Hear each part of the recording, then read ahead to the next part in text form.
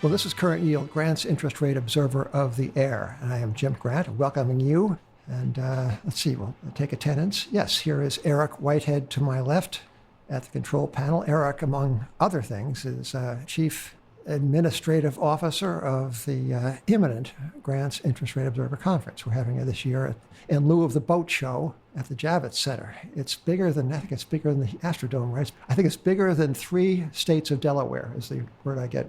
Yes. Yeah, okay, that's on Tuesday. And calling in from Borough of Brooklyn is the great Deputy Editor of Grants, Evan Lorenz. Evan, good morning. Morning. Evan. Oh, okay, good. And joining us from afar, I think, if not memory serves, from the state of Connecticut, was Nancy Davis, who was the progenitor of the interest rate volatility and inflation hedge ETF, the ticker being IVOL on the big board. Good morning, Nancy. Good morning.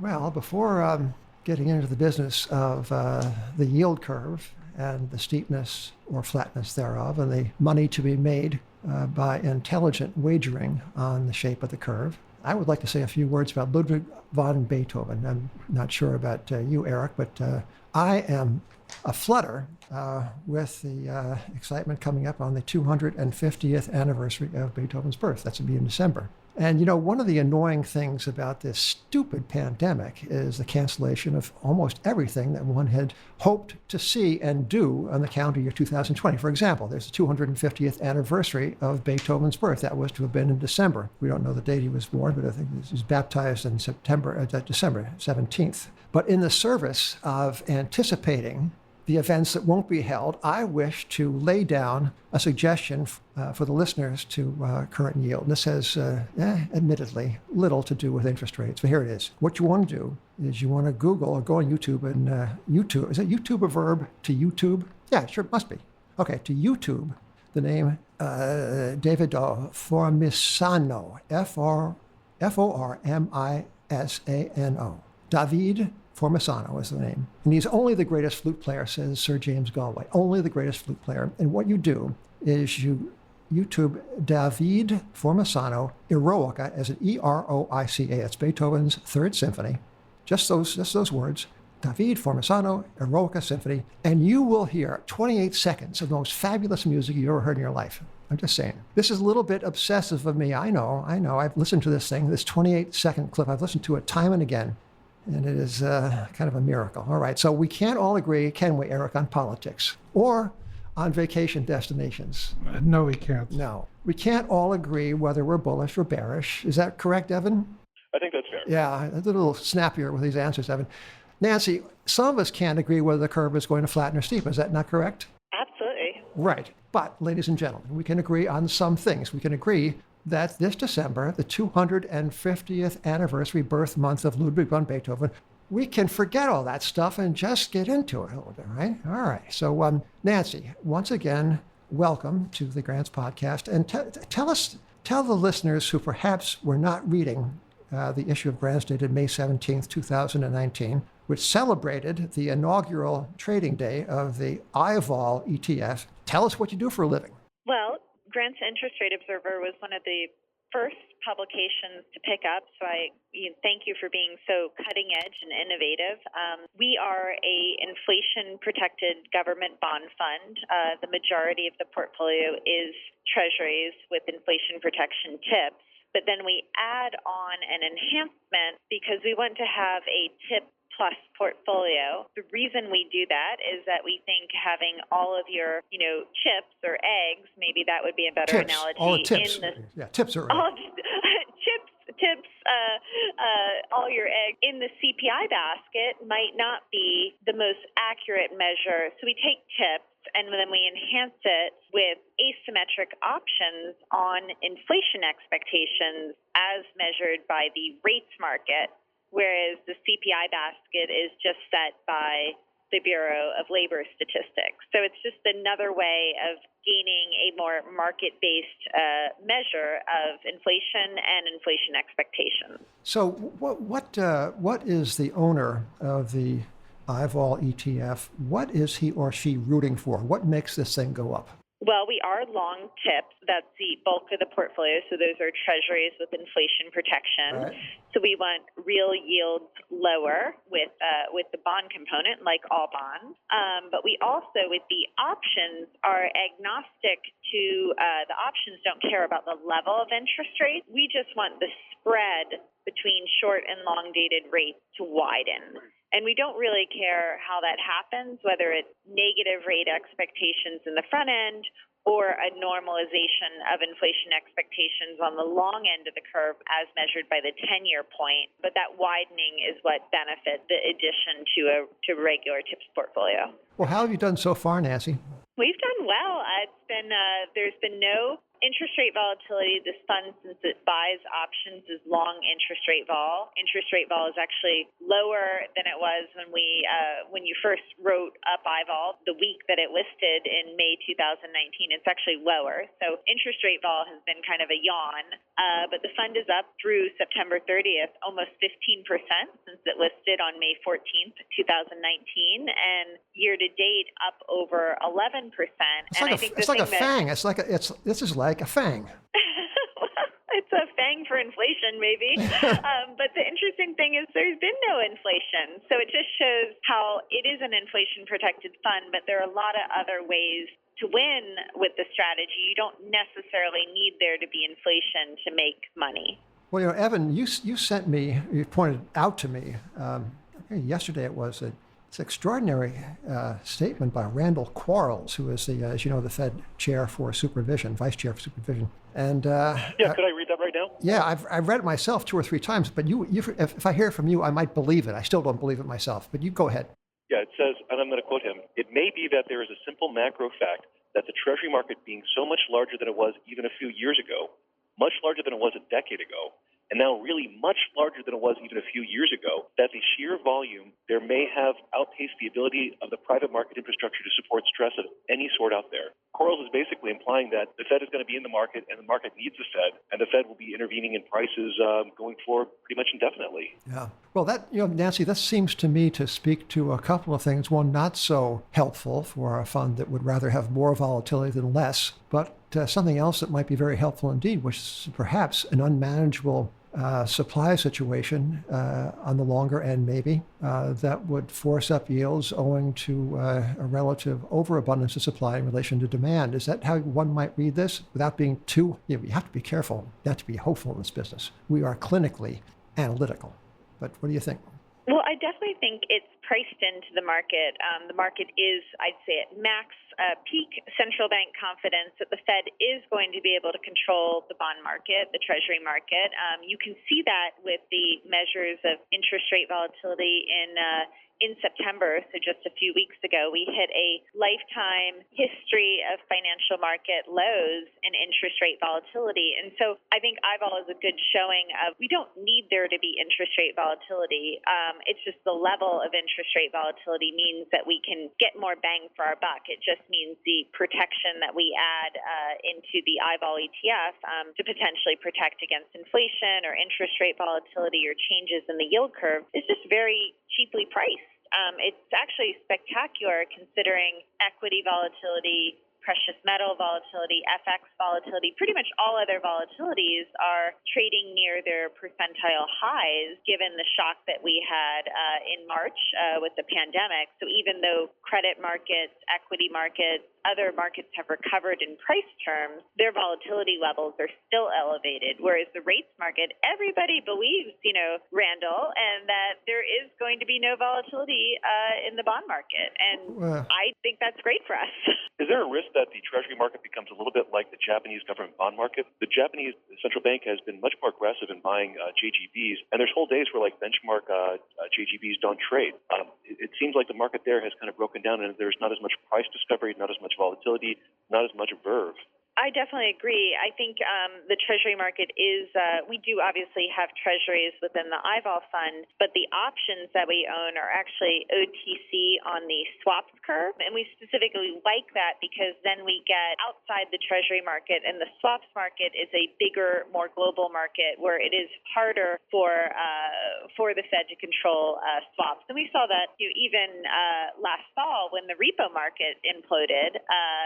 That was when Brainerd had laid out the proposal for yield curve control on the front end, which is what Australia, the RBA, actually implemented that in March 2020 to pin the front end of the curve. So I definitely think you have to look outside of just the Treasury markets and look at the broader rate market, which includes all the OTC options and curve markets. Nancy, tell us a little bit about the OTC swaps market. It's a very exotic portion of the interest rate world for many people.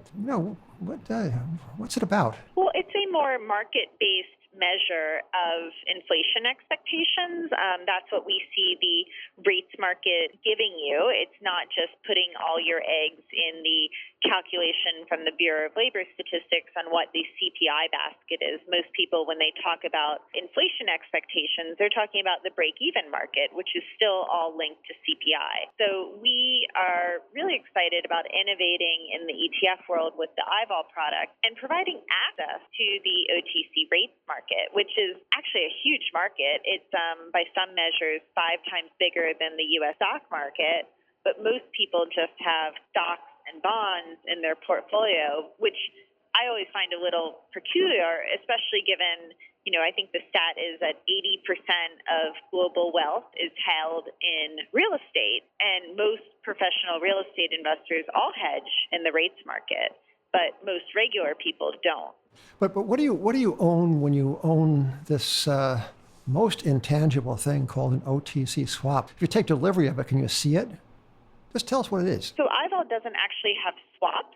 It has options, and then we own options on the difference between 2 swap rates. So it's quite unusual. It's actually, if you go to our IVOL ETF website and look at our fact sheet, you'll see that our options are actually taxed as ordinary assets, not capital assets. Most funds that use derivatives of any kind, like swaps or futures or index options, those are capital assets. Ours are actually ordinary assets. So it is quite different than most traditional fixed income funds.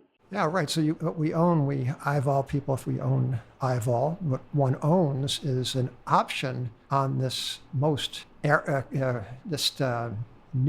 and kind of very, very exotic thing.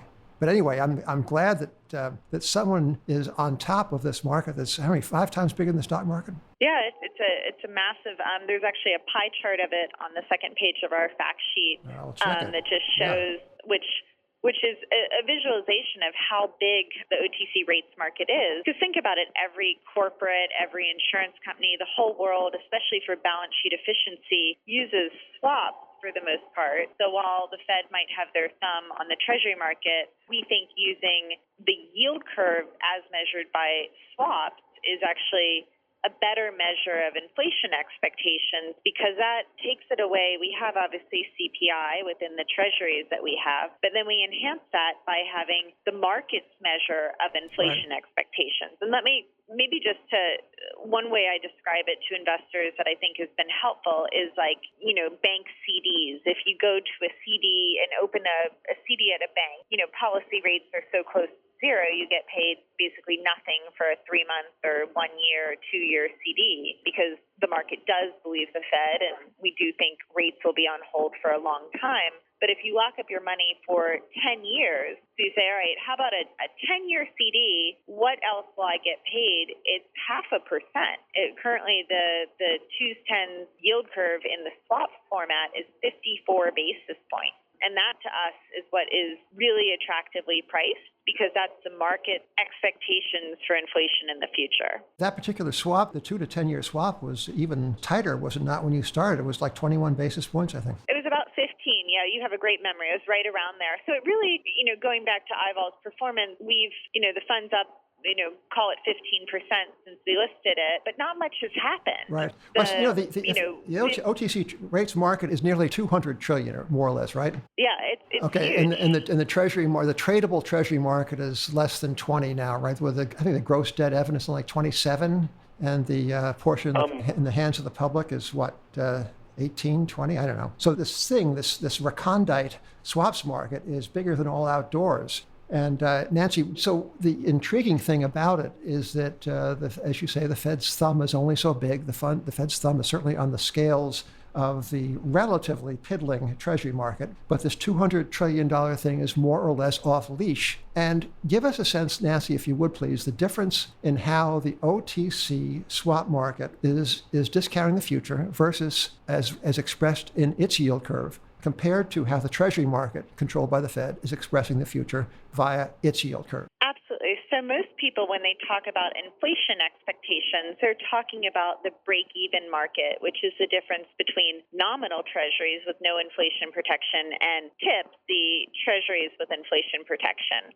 But again, it all goes back to that CPI basket, which is set from the Bureau of Labor Statistics. And, a third of CPI is measured by shelter.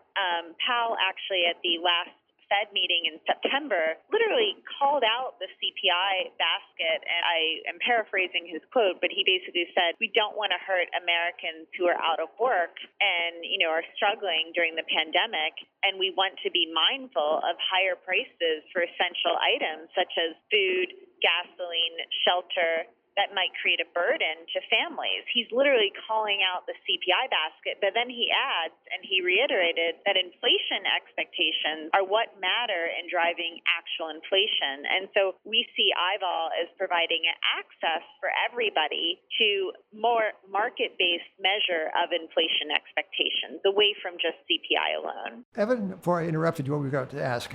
Oh, no, yeah, you guys actually covered what I wanted to ask. Nancy, riddle me this. So, Treasury market, CPI measured interest rates. Let me start again. So the Treasury market volatility is as sleepy as it has been in living memory, right? Right. So is it possible that let us say that the volatility in the Treasury market is suppressed, we'll say that.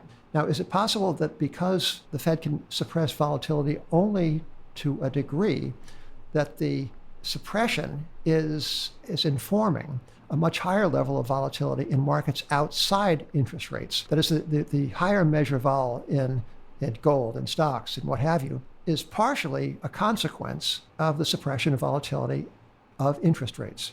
It's completely possible, Jim. I mean, people might be believing the Fed selling volatility in the rates market to fund yield enhancement and taking more risk also in credit and things with spread, because I think at the end of the day, people need to have income, and with government bond yields so low or negative around the world that many investors have been pushed out into more, I'd say, things with credit spread risk, which is similar beta to equities, because when equities sell off, credit spreads tend to widen. So, and there are all sorts of, also people have been giving up liquidity to add more esoteric private credit, direct lending, other things that have less liquidity. And so I think it's definitely a challenging time. But I do think, the U.S. yield curve as measured by the swaps market back in 2013, the market measure of that inflation expectation was around 250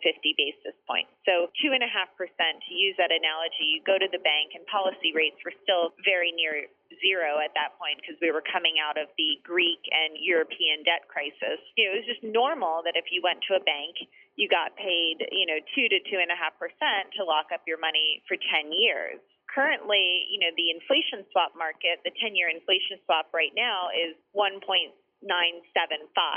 The break even for the 10-year using the CPI and regular TIPS is 1.71. So that seems pretty fairly priced in my mind, whereas the yield curve at 54 basis points seems like a better value to me to express a more market-based measure of inflation expectation. All right. Well, Evan, I'm not sure about other people, but I know where you and I are going to be on Tuesday. I know where Eric's going to be, and Nancy, you are certainly welcome as well. We're going to be at the Javits Center, and we will hear Jim Chanos and Bruce Flatt, and the former governor of the Bank of England, Mervyn King. We'll hear Stephanie Kelton, the doyen of modern monetary theory. We'll hear Geraldine Grice on inflation trades and the crypto complex. We'll hear Monica Erickson on investment-grade corporate credit, and Cy Jacobs on whatever happened to bank failures. Cy will inquire and then answer. Joe Lawler, a taxonomy of COVID-19 shorts. And finally, triumphantly, John Paulson, who once owned the GDP of about 16 countries, thanks to his most timely 2007 and 8 short of mortgage derivatives. We'll hear him speak to gold coming to a theater near you. That's his topic. So this is, I don't know, it's this most singular event in the 2020 Manhattan calendar, which is live people in one place, to be sure, distanced.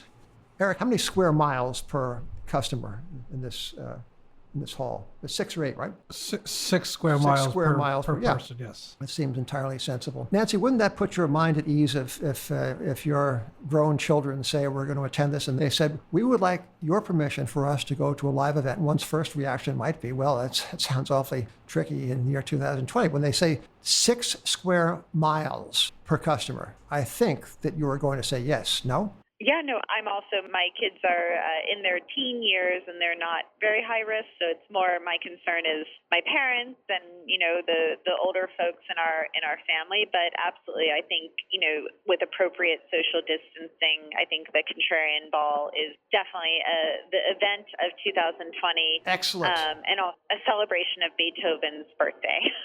Great. Now, Nancy, have we told you recently how much we want you back on the Grant's Interest Rate Observer podcast? This is a fabulous speech you just gave. So, thank you. Yeah, and more or less unrehearsed as well. It's a spontaneous expression of enthusiasm for this event. And I am grateful, Evan's grateful, and Eric is certainly grateful. So thank you. And ladies and gentlemen, I think we've covered the thing. We've covered interest rates and interest rate volatility, which is slumbering over there in the corner. Soon to awaken, though, perhaps, Nancy, soon to awaken. And we have looked at the yield curve. We have looked at the evidently, if not unmanageable, certainly a little awkward growing supply of treasuries. Evan, any other items left on the agenda? Yeah, there's one last thing I'd love to ask Nancy, and it touches on something you just said a second ago. Before you founded Quadratic Capital, you were the head of credit derivatives and OTC trading for Goldman Sachs' prop trading group. Right now, you said that as the Fed has pushed down treasury rates, people in the search for yield have gone off to equities and high-yield bonds. High-yield bonds, for instance, have a credit spread of 501 basis points over treasuries, below their long-term average of like 555 basis, and below the almost 1,100 basis points they reached in March. I'd love to kind of get your sense of the risk-reward that people are taking when they buy kind of these sub-investment grade bonds and kind of what it means for the investment market. Yeah, I think at the end of the day, most people want their fixed income portfolio to help provide something that is not correlated to their equity risk. They want, when equities sell off, that the fixed income side of their portfolio performs well. And I think generally we can't assume that these very tight credit spreads are going to stay, because likely we will have some defaults tick higher. So I think it's a great opportunity for investors to look at diversifying away from credit spread products. And that's everything from, floating rate notes, which are mostly bank credit spread. And yes, the coupon resets higher with interest rates, but it's only the coupon. It's mostly credit risk. Also pivoting away from things like high yield and investment grade, where you're not really compensated for the potential, second wave of, casualties, which will be default from the pandemic, because this has been a tremendous economic shock, and credit spreads are priced almost for perfection, in my point. And then I think also many investors who are sitting in passive fixed income exposures, like for instance, the Barclays Ag Index, which is a passive index that many investors use to have diversified fixed income portfolio exposure. The Barclays Ag has no inflation protection in it at all. It used to be the Lehman Ag, and that was created before the U.S. Treasury created the inflation protected bond market in the late 90s. So the Ag has just nominal treasuries. A third of the Ag has, the credit spread risk, which is about 32%, which to your point, Eric, it's kind of a similar beta to when equities sell off, credit spreads tend to widen. So it might not provide the diversification. And then also, I think another thing that we have to remember is the financial crisis of 2008. If we learned one thing in the financial crisis, We didn't. We learned nothing. We learned nothing. Exactly. Exactly. I feel like I'm always, we're very transparent in our name, right? It's called the quadratic interest rate volatility and inflation hedge, but people see the word volatility and they get scared, but mortgages are short volatility. And I think most people just don't remember at all from the financial crisis that mortgages mathematically will lose in price terms, just like the same inverse relationship to interest rates, because mortgages, when you own a mortgage, you are short an option to the homeowner, and the homeowner can prepay whenever they want. And they have lots of fancy terms to describe that short volatility exposure. But I don't think most investors realize that when they sit with, passive exposure in the Barclays Agg or something linked to the Barclays Agg, that they're actually short volatility. And I think it's really important, especially given how low interest rate volatility is, that people try to compensate for that and reduce the short vol risk. And that's where I think iVol is a nice completion portfolio, because it gives you inflation expectations, and a long volatility exposure that can compensate for the short vol in mortgages. Nancy, what does the manager of iVol do all day long? I mean, it seems to me that I imagine one's life might be a little like that of a farmer. You plant a seed, that is, you set your portfolio, and then you pray for rain, or you worry about not enough sunshine. But what is the day-to-day management routine of the person, I guess that would be you, who heads this operation? Is it a constant resetting of things? Is it swapping one set of yield curve options or OTC options out for another? What do you do between 9 and 5, Nancy Davis? Well, definitely. My job is to focus on the Greek risk and the portfolio, and that's why people hire us as an access product to the OTC markets, as well as our expertise for managing the Greek exposure that exists. But we set up the fund, I think, in a very clever way, because it is an inflation-protected bond fund, and we do want to be focused on real return. So we actually use a passive TIP index for our bond exposure, and we do that in ETF format to be very tax-efficient and real return-focused for our investors. So since we use another ETF, we actually rebate investors that acquired fund fee, but our bond trading, for the most part, is done in kind, which means if we were trading the trips directly, we would be generating potentially short-term capital gains whenever we trade them for the fund level. And so I think this is a very efficient way to focus on real return and also give investors a more, it's a very liquid fund, because that treasury fund that we use is $12 billion. It's the same index that TIP, the iShares BlackRock product, is linked to the same treasury index, and that also has another, call it $20 billion in it. So there's a ton of liquidity in that specific index. And I think it makes it very efficient for our investors from a real return basis, as well as from a liquidity point of view. All right. Nancy, thank you. We will talk again perhaps after Beethoven's birthday. Evan, I'll see you Tuesday at the Javits Center. And Eric, we'll see you there too? Yes. Yeah, yes. Excellent. Okay, good. So, ladies and gentlemen, we'll see, I hope, many of you there at, what's the address, Eric? This is way over near New Jersey, is it? 11th Avenue and 34th Street. Yeah, 34th Street. Well, actually, it's not anywhere close near. You have to cross a river to get to New Jersey, so it's in Manhattan. So we'll see you on Tuesday. Ladies and gentlemen, thank you for listening. Nancy Davis, thank you. Best of continued luck to you with this fang of a bond fund. And listeners, we'll talk again soon. Thank you for being a part of Current Yield, Grant's Interest Rate Observer of the Air.